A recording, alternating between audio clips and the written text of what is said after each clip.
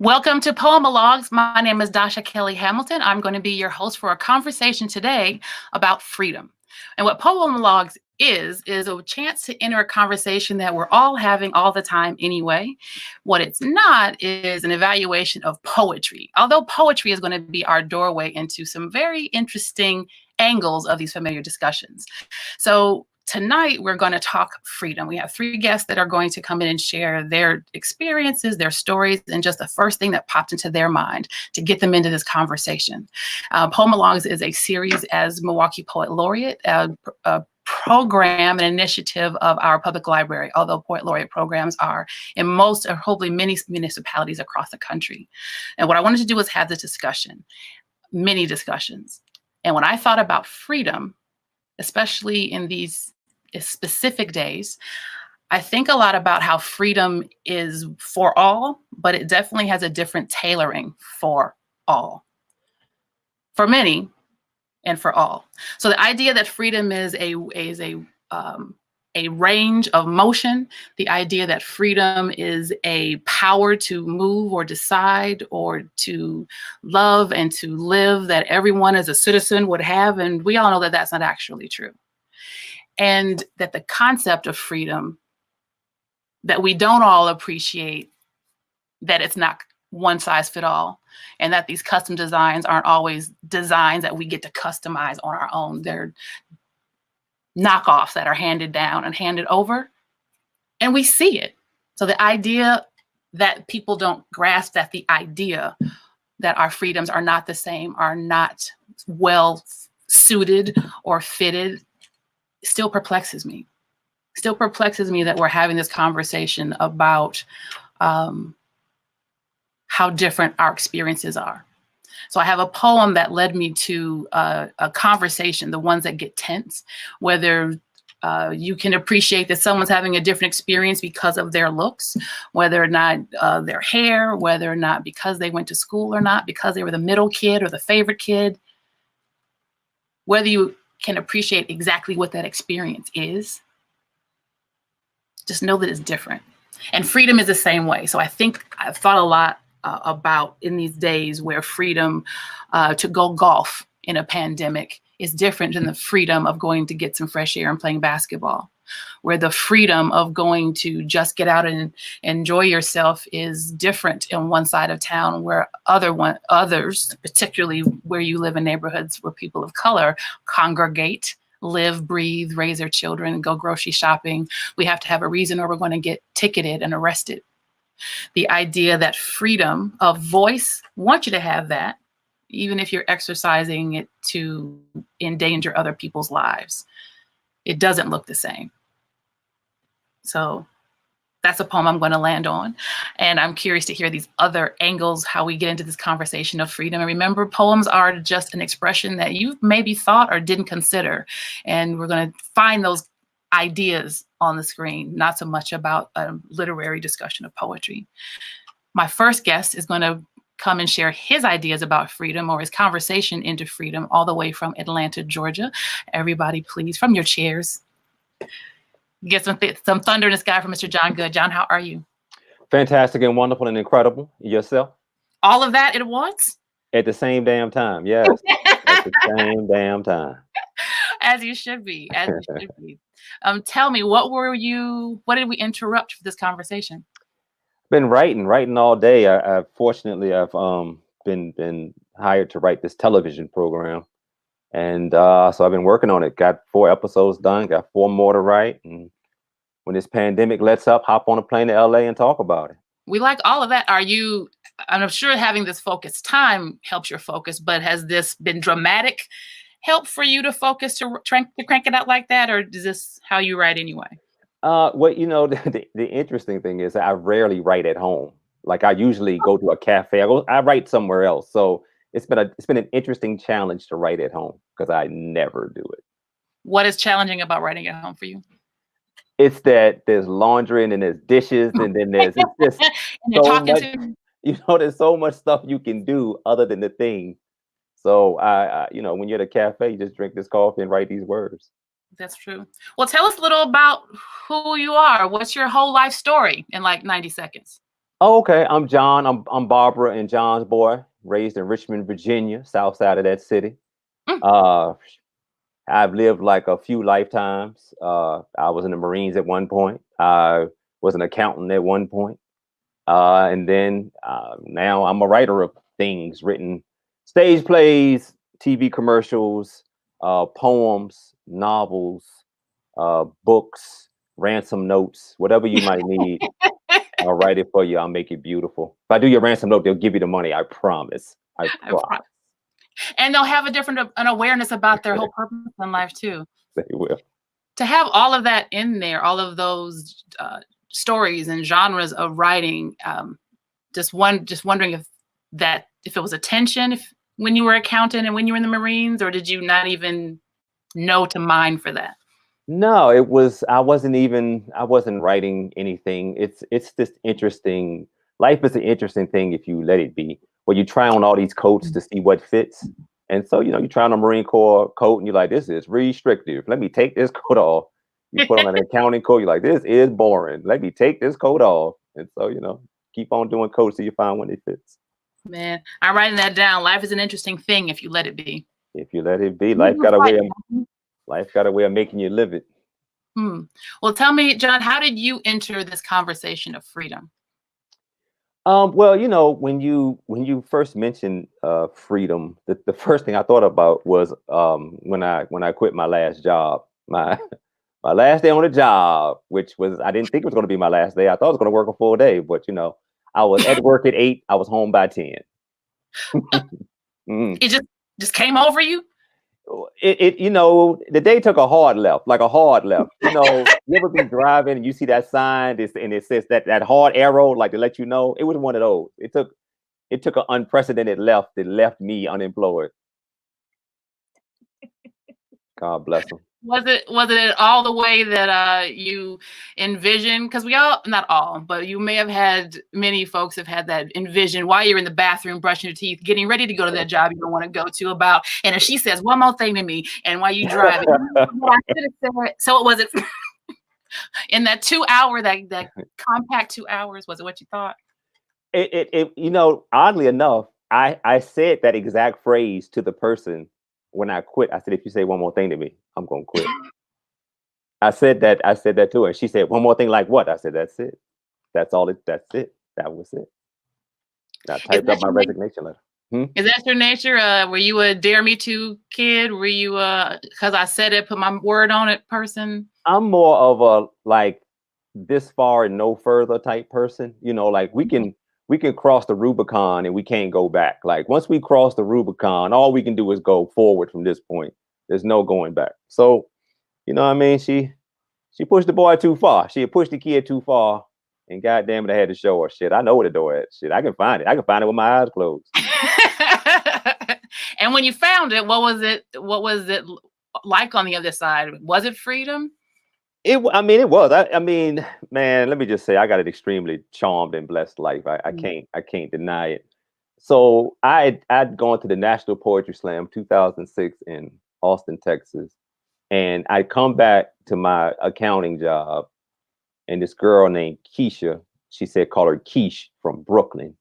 Keish from Brooklyn met me in the elevator talking crazy. She was supposed to be my supervisor at the time, so we rolled up. She sent me a Microsoft Outlook meetings request, and I denied it. I denied it. So she came to my desk and she said, "Did you deny my meetings request?" To which I thought to myself, I've never known Microsoft Outlook to lie to anybody. If it said I denied it, I denied You know what happened? it. So I said, "Yeah, I denied it. So listen, I'm doing the things we ain't got to meet." She says, "I'm gonna send you another request and you have to accept it." I said, "I have to." She said, "You have to." I said, "All right, send it to me." So she sent it to me and I denied it. So then she came to my desk and she said, before she could say anything, she came to my desk and I said, "Keisha, if you say one word to me, I'm going to quit." And she said, "One word like what?" And I said, "That's it. Congratulations." Tell her what she wins. You win a chance to do all this shit by yourself. So I hopped in my car and I was driving home. And on the way home, a gentleman who saw me performing in Austin, he called me literally on the way home, driving home from having quit my job. He said, "Man, I caught your sets in Austin. I thought what you was doing was dope. I'm a booking agent. I know you said you've got a job, but I've got like $40,000 worth of college gigs I'd love to throw your way." And I told him magically, my schedule has opened up.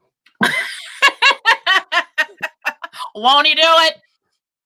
And here we are. So, yeah. So there wasn't necessarily, I mean, it's still a different experience from the direct deposits and all the things covered to you are your business. And it's, yes. that's that 1 year, the contracts and making sure those come through. Yes. So managing that freedom of truly making your way and building your career and making sure you're the one who's going to make sure you get your teeth cleaned and groceries bought. How did you manage that? It's an interesting thing, man. Like being an independent artist, like a freelance artist, it's a lot about, of course, budgeting and having a concrete knowledge of when things are fat and when things are lean. So like as a performance poet, you're going to make a ton of money in February because everyone wants a Negro poet in February. So Negroes, everyone wants a Negro poet in February. So in February, you might make, I don't know, $40,000, $50,000, but then you have to know that come the summer, things might get lean. So you can't go buy that Bugatti. You got to chill out a little bit. Like, you got to make that money stretch. In the fall, you back on the road. So it's about just knowing when the money's coming, when the money's not coming, when the money's coming, budgeting accordingly, and always having your eye toward the next thing. Like you can't get comfortable like with the college performance thing. It has a shelf life. It's going to run out at some point, and you got to walk in the front door, knowing that you're going to be going out through the back door, and you got to walk out the back door, walk into another front door. You gotta know that's coming. Sure. So you got to just plan ahead. This is going to feel like a out of the pocket statement, but stay with me. Okay. When a lot of times when folks go from relaxed hair to natural hair, maybe not so much now with all of the videos and YouTubes and big chops, but at one point it was an assumption that once I go natural, my hair is going to be easier to take care of because it's natural. Or even for any hair texture, the idea once I cut my hair off, once it's shorter, it's going to be easier to care for. When it's actually a different labor, but it's more work. The idea, I'm going to be my own boss and I'm going to make my own way. And there's a lot of power in that. There's of course, an incredible amount of freedom. We were talking earlier. You use your own schedule. You decide the gigs you do and don't want to do. And everyone's not cut out for that. But it's just, I think managing that freedom in a different way. So I like how you mapped out. You have to, freedom is still work, and not that people get that, but how you keep your freedom. Oh yes. I mean, let me say that was the last job I quit, and that was 12 years ago. But before that, I had some fits and starts. But the thing I think that's interesting is that once you know what you want to do, like with your life, it gives you this direction. So I don't care what job I used to take back then. They'd be like, it's a permanent position. I'd be like, it's not. Trust me. It's a temporary position. Trust me. You don't know it yet. It's a temporary position. But I know this. Yes. Well, can you tell us a bit about the poem? What poem did this lead you to? So I went and I was thinking about poems about quitting your job. So I looked at a few, and this one, it struck me as interesting. It's by a gentleman named A. Thomas Hawkins. It was written July 2010. And it's called Quitting. And so, should I read you the poem, or would you like to hear more about it? Here's the poem. It says, I'm giving up the rat race, gonna quit my job, gonna go live off the land, an organic enviro-snob, gonna grow my own potatoes, carrots, peas, and beans, live off fruits and vegetables, eat lots of salad greens. My food will taste like proper food, not of wax or pesticides. And every day I will receive a big thanks from my insides. I'll generate my power from a windmill or two. Then hydro building services, I'll say goodbye to you. For work, I'll tend my garden, chop down trees for firewood. I'll be getting so much exercise, I'll never have felt so good. To relax, I'll keep on writing. Poems such as this, telling of the good life, sharing all my bliss. So that's that poem. That's that poem. And as you can probably tell, that gentleman's from Canada because it's a very idealistic version of what that means. Must have universal health care. Must have right. And I'm like, when I read it, I was like, yeah, like when you first have ideas of quitting your job, there's a very Zen Nirvana version of that in your head. Mm-hmm. You know, especially like as a performance sport, you're like, yeah, I'm gonna go and I'm gonna do these colleges and rah rah rah, and you got 500 kids are gonna come here and do poetry, and you never think it's gonna be you and 3 kids in a cafeteria. You know what I'm saying? At noon, and they don't want to hear no goddamn poetry. They don't give a. You are interrupting Taco Tuesday right now. Right? You know what I mean? So the reality of it is different. But thankfully, with the college gig, the check is actually there and it's ready and it's going. Yes, and you have to sell tickets to get to make your way. That's the thing. Well, I'm definitely going to look forward to having you come back and talk with all of our freedom guests today. So thank you for those thoughts and thank you for finding that piece. Our next conversation about freedom and our Poemalogue is going to be a close neighbor right here in Milwaukee. We are going to welcome Mr. Mario Willis to the screen and his conversation about freedom. Bring him. How you doing? Hey, what up? So what were you in the middle of? Right now, a prayer that I don't say something stupid and go viral. Hey, Dasha, it's me, Hey, Mario. So how are you spending your, because I know that you have a pretty rigid, or I should say faithful, rigid sounds like it's flexible, faithful writing and reading schedule. I got days. I don't know, man. I try to stay off Pornhub in the daylight. Listen, I don't really, I write as a practice. So, because I am always in the process of writing, it's not much different than anything else. I've always been a bit of a recluse. So, getting manna from Mount Olympus is easy when you're always on the mountain writing. You did? Does that make sense? It does.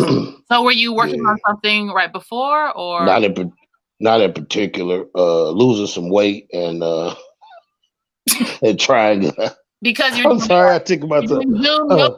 You're doing Zoom yoga? No, I did the yoga thing, right? It's not for me. It was a lot of belching and flatulence and stuff because you move around your body parts. Oh, you want that out. I suppose. Yeah, you want that out. If it's not supposed to be in, that sounds like it was a good move. I wasn't. Yogi and I didn't quite get along either. I've had people tell me that it had to be the instructor or I need to try a different kind of yoga. One day, it's too many testimonials. So tell us a little bit about you. What is your whole life story in like 90 seconds? I escaped the penitentiary by the strength of my words. How about that? Is that clarification? I don't know, man. I discovered writing in 2005. A girl named Cherokee had me come to a slam at I used to rap, and I was becoming disenchanted with the hip hop open mic circle of people, and I never really had any aspirations to actually be a recording artist. It's just something I did for fun. And as I became more and more disenchanted with the scene, a young lady by the name of Cherokee invited me to a set, and who happened to be the feature? Dasha Kelly. And where was this? I was blown away. Dayton, Ohio. I was blown away by the power and majesty and the oratory, and the people there seemed to like some of the stuff I said. So I kept coming back. And 15 years later, I'm here and trying not to be ridiculous in front of people. That's a part of your charm, though. How did you make your way to Milwaukee? I was born and raised in Milwaukee. I'm a Milwaukee, a third generation Milwaukeean, which, most of the people in Milwaukee are probably second generation, came in the 60s, but we came a little bit before that. So my family was here when the big Milwaukee migration started, when the jobs came. We came about 20 years before that because my grandmother worked at Marquette in the kitchen. And so that's when my family moved here. But I've been here a long time. A lot of bones buried in places I hope people don't dig. Dig.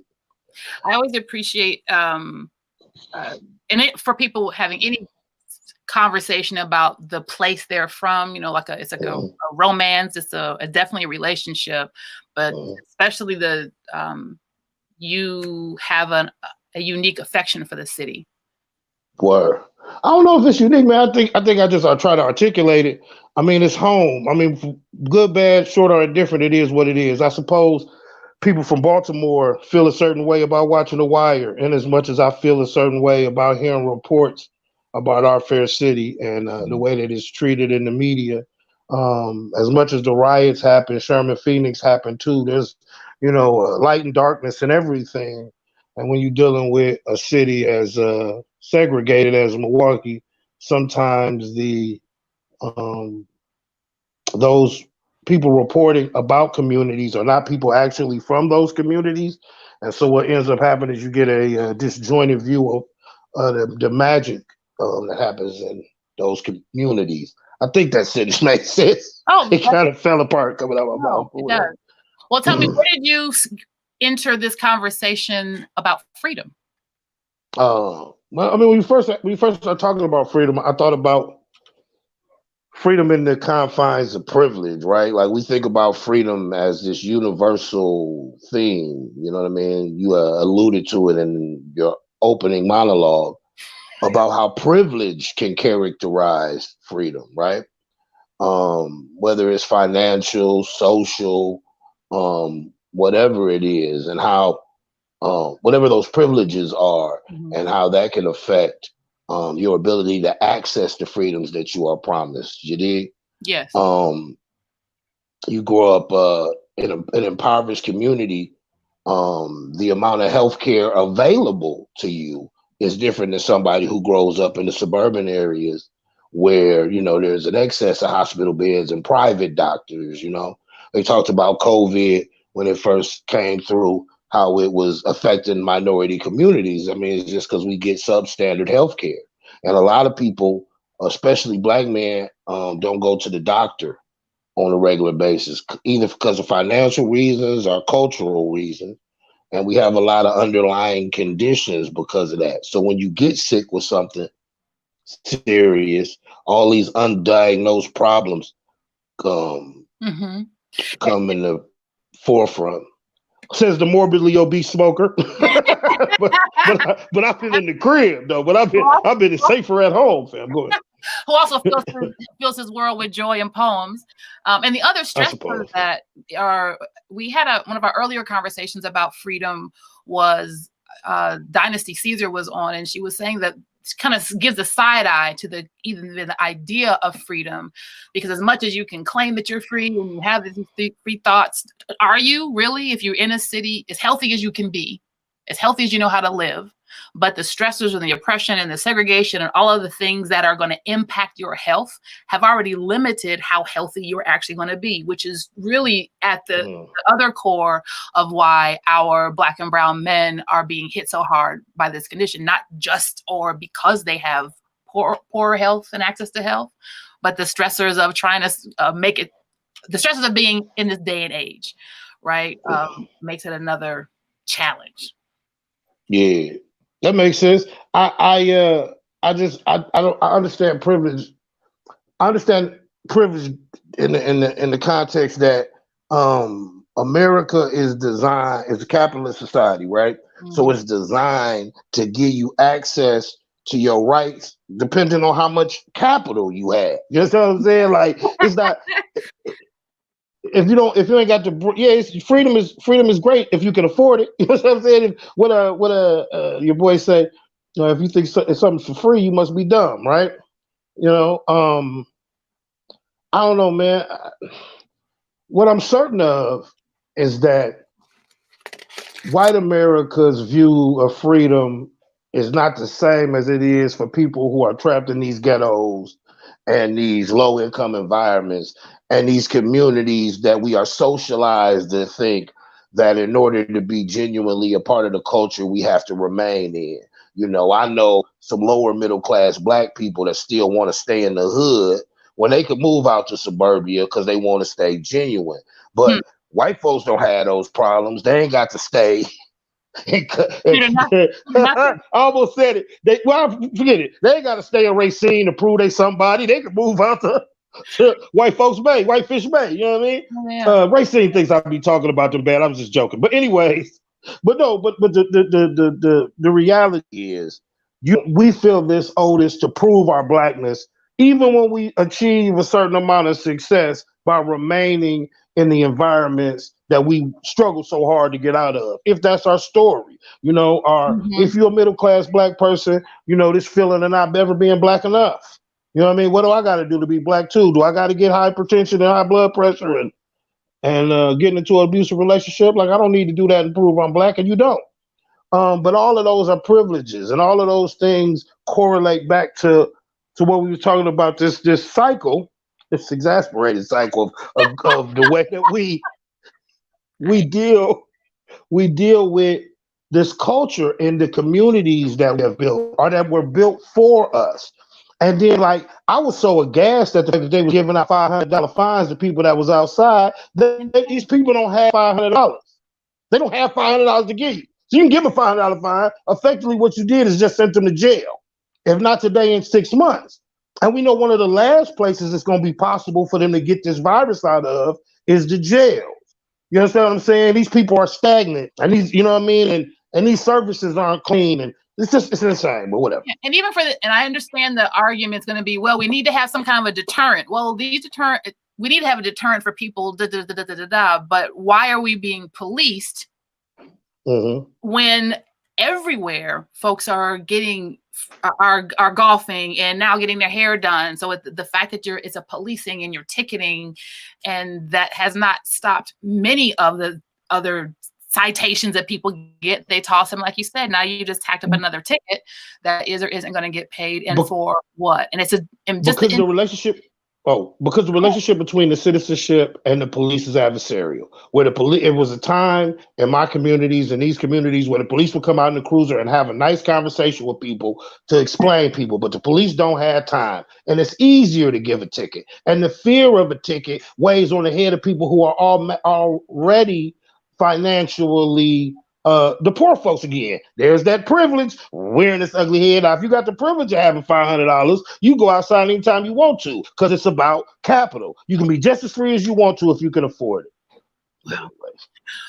Tell us a bit about what poem this led you to. So I don't know how. Well, I guess it's the same thing. One of the poems that I've been reading a lot lately on stages is Power by Audre Lorde, right? And the idea of how all of this is interconnected, you know what I mean? So we talk about this broader thing of privilege and about how all of this is connected to one thing to another. Even on a spiritual level, it's all connected. So Power by Audre Lorde.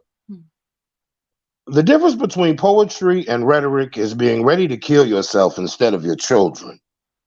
I am trapped on a desert of raw gunshot wounds and a dead child dragging his shattered black face off the edge of my sleep.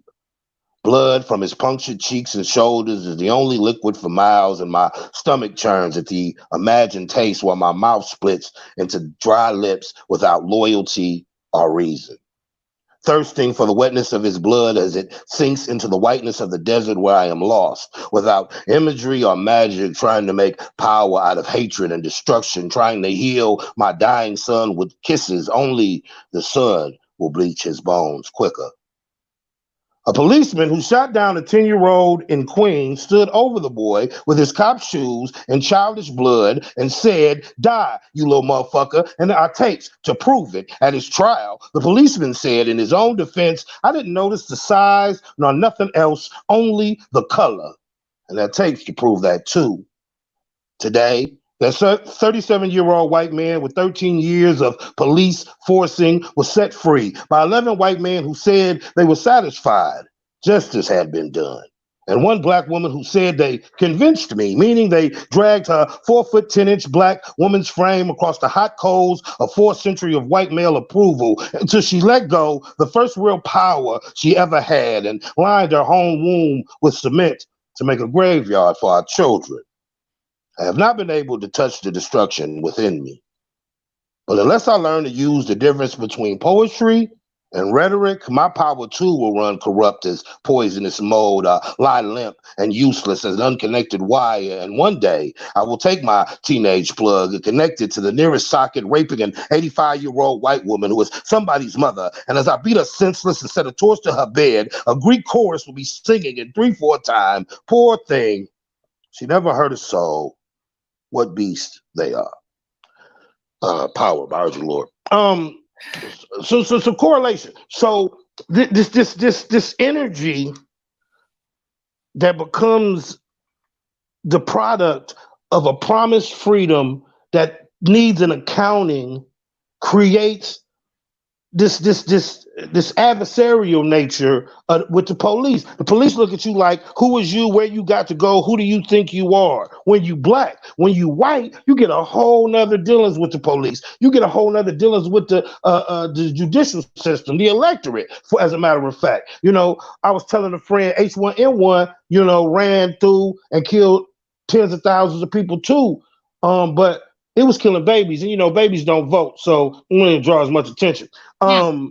It's all cyclical, man, and it's all crazy. And the older you get, the more confusing it gets. I've never seen them shut down the world, but I would suppose if you're a doctor and after H1N1 and seeing all those babies dying, you said never again. You know what I mean? And so we're trying to stop it. We're trying to do better, and hopefully seasonality saves some of us, but it hasn't changed my view of freedom, especially as you alluded to in your opening monologue, especially as it correlates to freedom. Like I feel the less freedom as I ever have, but more connected to my community than I ever was. One of the things we're tribal people. We're gonna connect somehow.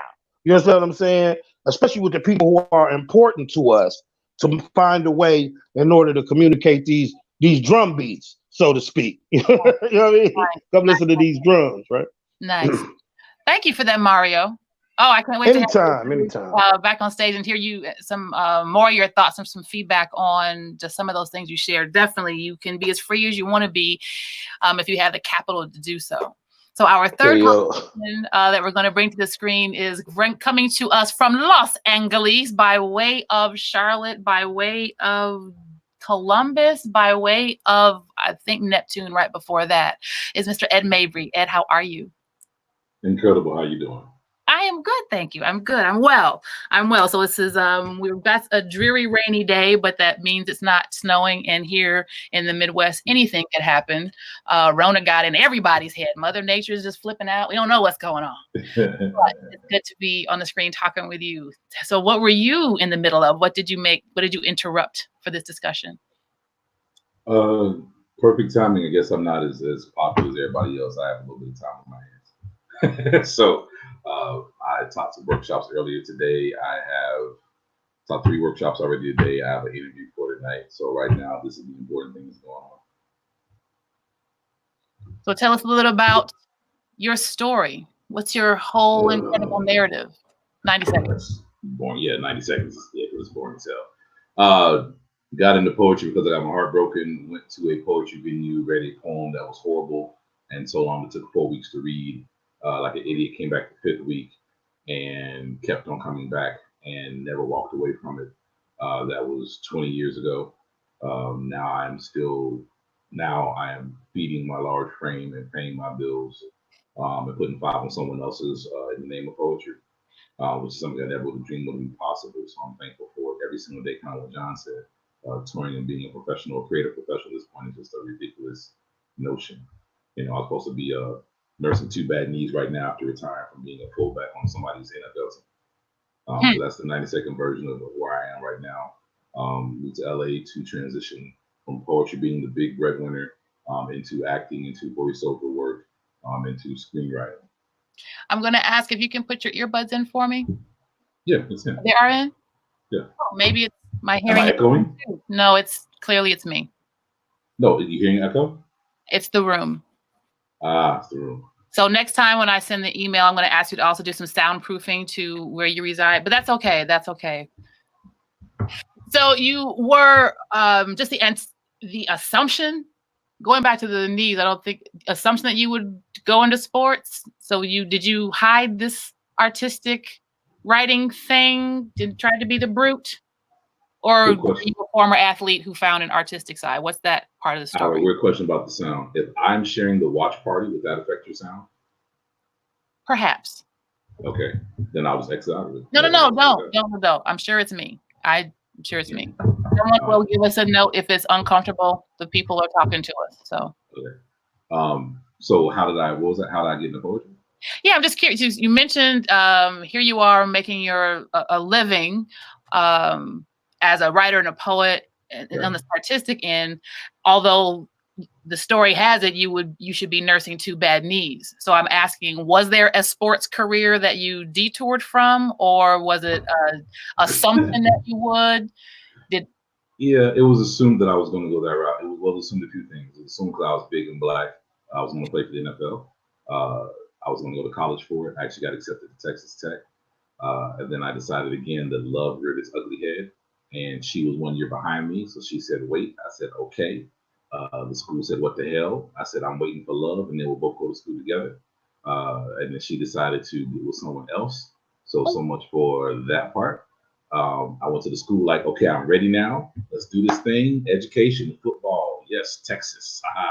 And they're like, yeah, that's not how the whole thing works. You don't just show up when you're ready to show up, and we just wait for you. So that scholarship is now went to someone else. But best of luck in life. The lessons we learn. Mom's was like, yeah, so if you're going to be here, you got to pay a bill. And then this Navy recruiter was like, yo, what about the Navy? And I was like, that's stupid. Who goes to the Navy? Who does that? Then I signed up for an 8-year contract with the Navy. So that would have been the definite detour. And the same thing, I thought that would be something. I was like, oh, I'll fly planes. Like, sure, you can fly planes. I said, great, I have mine, I'll fly planes. And then they're like, you're too big to fly planes. You can't. You have to literally be Tom Cruise's size to fly planes. Oh. Yeah, little known fact. Pilots are tiny people. Yeah, pilots are tiny people. No matter what people say, they're tiny or they're skinny. And my thighs, #thick thighs, who are not going to work in anybody's cockpit. Take that for all the money it's in. Okay, well that's all right. So you're on this side. You are definitely doing something that you love. You're still loving it. Yeah. I love it. It's like any relationship. So I love it differently now than I did 20 years ago. You're doing it right. Yeah. So tell us about freedom. How did you enter this conversation of freedom? Awkwardly. The 2 things that came to mind before the poem were airports and the pandemic. Those are the things that hit for me. Airports to me have always resembled freedom. I love flying. I love traveling for my job. If I wasn't doing this, I would love traveling. And airports to me have always resembled, you can say what you want to say about the economy, yada, yada, yada. But when you go to an airport, it's like all these people going somewhere. So something's going on somewhere. Right now, someone's being born, someone's being buried, someone's being married, everybody's going somewhere for something. And the freedom to do so. Also the idea that as a Black man, my grandparents never once stepped foot on a plane. And to think that we ain't talking about like, oh, of course, planes hadn't been built yet. Like, no, like there were planes. My mother, I think she can count on a hand, 2 hands, how many times she's ever flown. And the idea that in 1 year, we had a conversation at some point, in 1 year, I flew more this past February than my mother's flown her entire life and her husband combined. So, Did you, I have 2 thoughts in that story. One, I want to know how you dreamed of travel, if you did, when you were younger. And the comment I want to set that up with is I have know someone, and he described how because he had a yard, it was important, even if the yard was just a postage size, that was something that in his mind growing up he about the house. Whenever he dreamed of having a house as a kid, the only thing he ever thought about, not the only thing, but it was always a yard. Right. So just talk about your relationship or idea of travel as a young person. Yeah, it's always been something to me. When I was a kid, I wanted to be an astronaut. Every book I could get on flying and everything, like space, like flying, always been something. Again, that's that freedom relation, right? So it's not necessarily the destination; it's the actual act of travel. Equal freedom for me. Yeah, always. My first flights I took as a kid, I took alone. One of those where like the program where they take the kid and they drop you off, so your parent doesn't go with you. I was one of those kids that you get to meet the pilot, get your little pin. You think it's cool, but the pin actually identifies that you're there by yourself, so no one snatches your little black ass up. Though no one kidnaps black kids, but that part. So, or at least not from airport. They do nowadays because times have changed. We've moved up in the world. We're now officially kidnappable. But back then, what I'm doing, and it was travel meant something. The idea of we're going somewhere, we are flying, was a wonderful experience.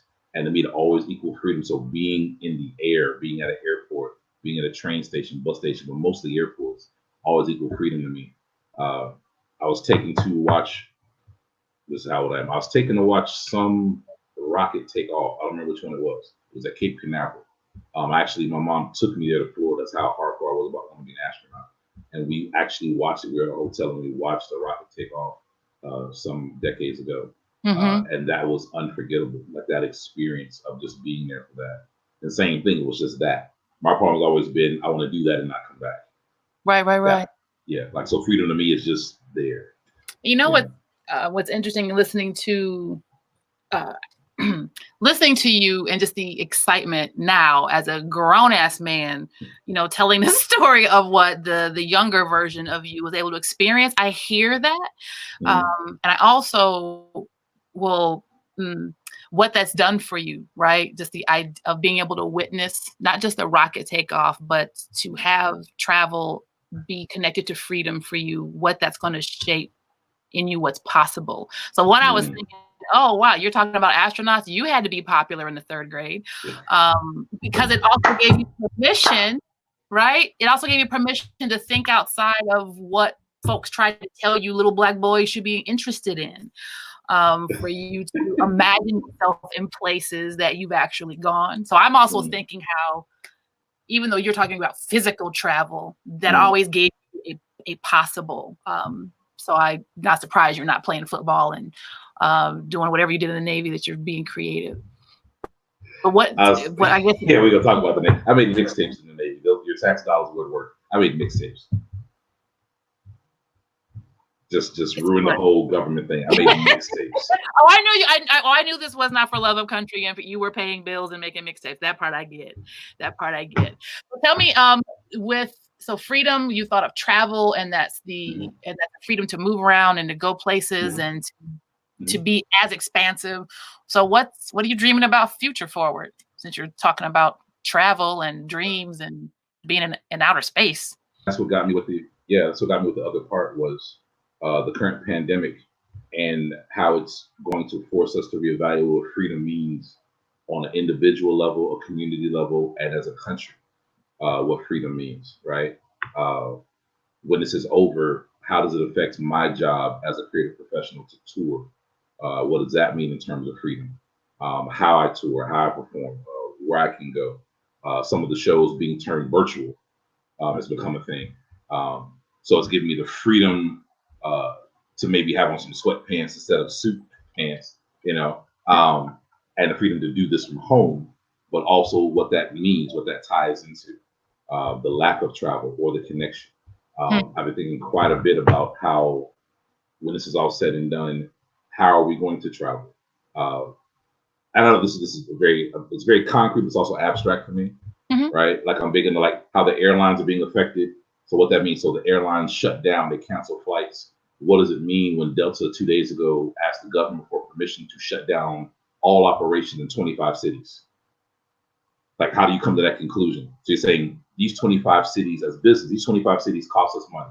What you're actually saying is those 25 cities aren't worth flying to. right? Like business wise, like it's a business conversation that's here that I geek out on from a finance perspective. Yeah, yeah. That I appreciate being an former accountant, but then on a philosophical conversation with you, that means Delta said there's 25 cities that we don't care if we never fly there again. We don't care if we don't get you from where you are to where you need to go, or vice versa. What does that mean? Will they look at yours? Like if you're one of those cities and they go, yeah, Delta doesn't fly anymore. You're like, the fuck? Like I still got a place I need to go. And they're like, nah. Right. Is it because it's a popular city because you don't have enough people? I remember watching this program about, or listening to a story about flights out of Boise are like $900.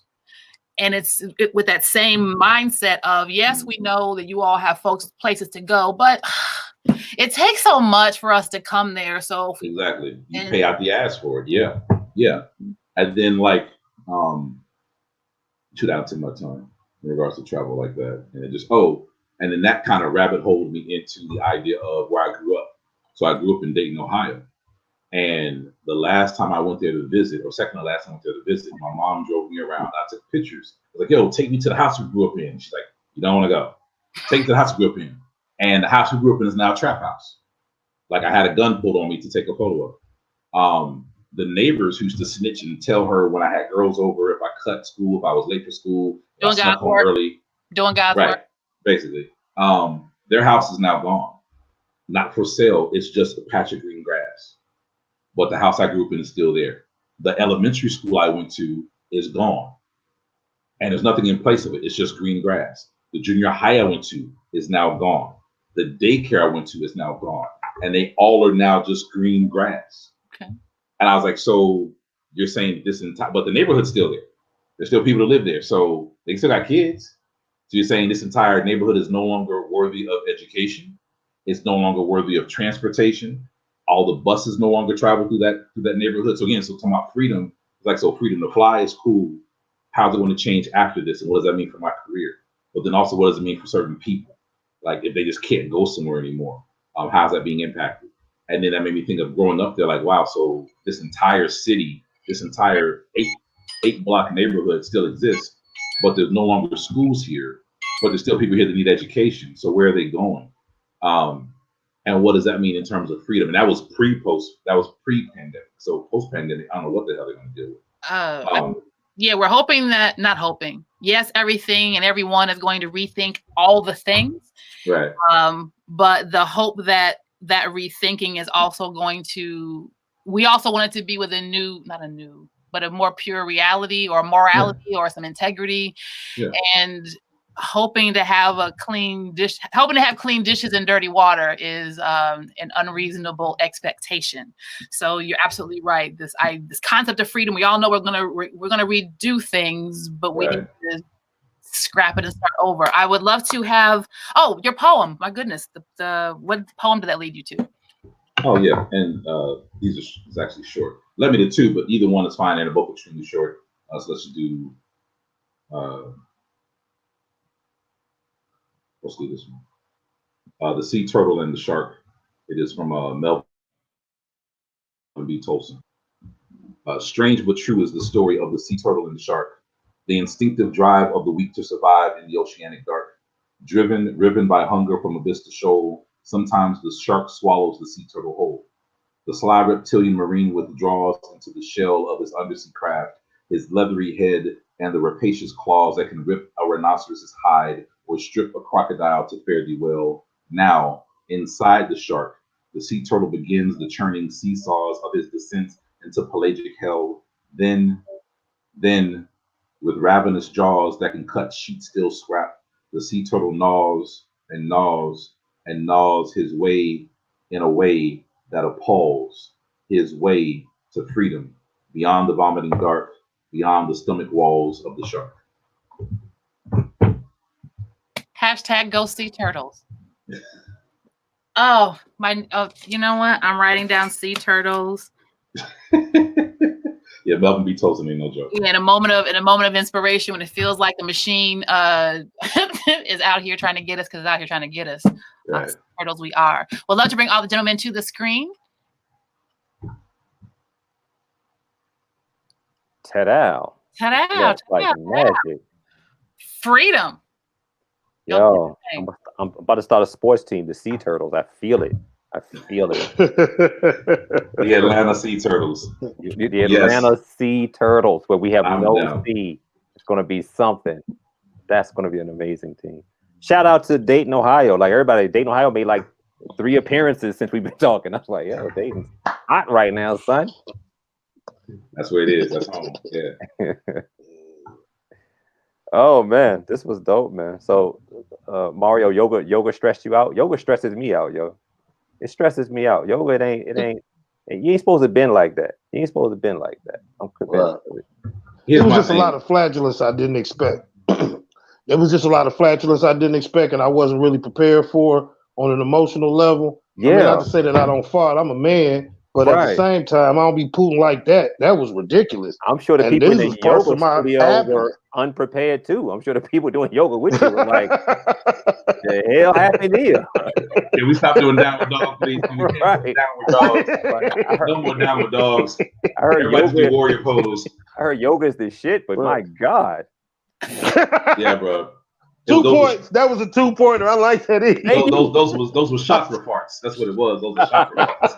It's different when they're chakra parts. Stretching out. Yeah. Out of your chi. Yeah, you're part from your chi. You gotta center it. Yeah. Yes, sir. They knew you was too big to fit in that plane when they recruited you. They knew you was too big to fit in that plane when they recruited you. Look, literally, and you know, my recruiter knew it the day I got into 4 weeks into being a basic. I'm in Great Lakes, Illinois, and I ended up getting to my first deployment. And I'm like, yeah, this is all bullshit. Like, I'm supposed to be flying planes and Tom Cruise. I want to be in F-14s, F-4s. And he said, cool, we train in this particular kind of plane. I said, great. He said, I'm going to take you out. So we went out and we were on an aircraft carrier. Takes me out to the deck. Takes me to the plane. He says, there's a button on there and there's a switch. Sit in there. If you can hit that switch and move the stick, you're in. Well, I'll get you out of here and I'll sign you myself in the flight school. I'm like, nigga, you ain't said nothing but a word. I get in there. It takes me 10 minutes to get into the seat. It takes me 30 minutes to get out of the seat. The stick is in a place it should not be. I can't move. Like, I'm just like close down the lid and it hits my head. I was like, bro, he's like, yeah. He's like, see those guys over there? My head's like, those are pilots. Right. Like, bro, they're all like 5'8", 5'9", and 135 pounds. He's like, exactly. And so my crew said, your recruiter lied to you. We all been trying to be nice about it. You're never going to do this. And then somebody from the SEALs was unfortunately also on deck. Like, yo, you ever heard of EODs? Kind of like the SEALs. They're kind of cool, like Tom Cruise. I was like, oh, word? What do you do? Like, oh, we disarm bombs underwater. And I was like, that sounds awesome. Sign me up. Yeah. They're like, by the way, you're under 18 still, right? I'm like, yes, sir. He's like, great, come over here. And yeah, bro, I'm good. Wow. After that, I was making mixtapes. Yeah, right. Yeah. Zoinks, Scoob. Zoinks. My homeboy, he went to the Army, and that was his story on his way going. Like, I had relatives that had been in the military, and they've been in the military. And he kept telling me how he was going to the Army to work on computers. I said, you going in the Army to do what they tell you to do when you get there. And so when he's like, you don't know what you talking about. And then he got home and he was a gunner. And he was like, man, they told me what to do. I was like, I know. Yeah, I told you what they do. Yeah, you shouldn't discuss. You can't have a conversation about freedom and discuss the military. That's anti-contract bill. Yeah, exactly. You go to give it up. But I love what Mr. Goode was doing. So when you discuss freedom, brother, and you mentioned this, is why I didn't touch on it in my conversation, because we both do the same thing, but not for the same period of time. Right. Like 06, you walked away from a job. I was still trying to walk into those slams and do well. In 06, 07, you were tapping into the college market, where I do the college market now, et cetera, the past few years. Right. And that freedom that people think also, I guess the type of what Dasha was discussing, is how freedom is fluid, right? Yeah. So at the time, freedom was the job you had paying your bills. Yeah. Then until the day that supervisor got on your nerves and you said, now freedom is, as an accountant, I checked my bills and I can leave. I'm betting money because you're a very practical man. You didn't tell her, say one more thing and I'm walking out the door without doing the math in your head real quick, like carry the 2 minus the 4. I'll be good for a couple more paychecks. Yeah. Oh, definitely. I mean, absolutely. I got a few paychecks in the hole for sure. Exactly. So that was fluid, but also freedom. Then you're getting the call about the shows for the booking, not even knowing how the college market works. You stepped into another door that presented another level of freedom. Right. Got there and thought everything is cool. And then you're like, no, wait, this is going to end. I can't be 50 up here like, hey, guys, you want to hear some poems in front of the Coke machine at university if nobody cares about you. Right. So that equaled another freedom, right? So would you say something like, discuss that? When did it become apparent to you that your freedom was fluid? Well, I feel like for me, like it's like as you move, for me at least, as I move artistically through these different like permutations of art, you find that. So while I was doing college gigs, I started doing these corporate writing gigs where they will pay you a whole lot of money to do a 3-minute poem. The poem can't be more than 3 minutes and 30 seconds. If it's 3 minutes and 30 seconds, they feel they like, that's too long. And they'll pay you, it'll take you roughly 4 to 5 college gigs to make what they'll give you for 3 minutes. And so once I discovered that, I started figuring out like, oh, okay, there are these avenues and roads that you don't know exist until you know. So once I realized that, I started transitioning a lot of my energy into securing more of that type of work, where you just work smarter and not harder. And so, you can still, you might go out 5 times, and they cover, and it's so they cover everything. They book your flight, they book your hotel, they book your car. You just show up, you do the thing. You're there for you're on stage for 3 minutes. Right. You're on a car, go to the airport. So once I realized that, so I started moving more into that and doing less college gigs. And that's been it's been a blessing to do quite a bit of that. But even once I got there, I got pulled into this town here called Serenbe. And they started showing me some other elevated ways where you can write and make more money than you can make doing that. So it's an interesting road of looking up and realizing that for what you got, there's somebody who wants to pay you for it, and not just pay you for it. There's somebody who wants to pay you well for it. It's just about making these connections, and not being afraid to make the transition. I tell people a lot of times, listen, I will jump off a cliff and I will build my wings on the way down. I will absolutely do that because I have an unwavering belief in myself. Thank you for that, man. Thank you, brother. I admire all of that. I mean, everything you've been doing with that. When you started speaking your part earlier about that, I was like, he's discussing inspiration for freedom without realizing that he is representing freedom in and of itself. Like what you've been doing for the past 14 years is arguably a definition of freedom. And it's so many, man. I look at like yourself, man, I how many people have walked up to me and they'd be like, I'd be like, how'd the slam go? And baby took my money. Like, you know what I mean? You've been like the Jordan of this shit for a minute. Like you got everybody rings on and shit. Like, wearing everybody's championship rings.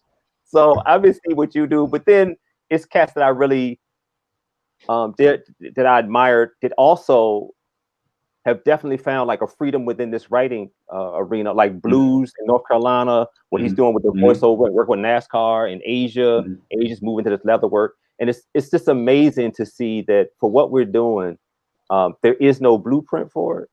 Like, with a rapper, you get shot and you make a mixtape and then you blow up. But for us, it's like we're creating the blueprint right now. Like what people will do after this will be what we create. That's the way to put it. Yeah. To literally create your own freedom.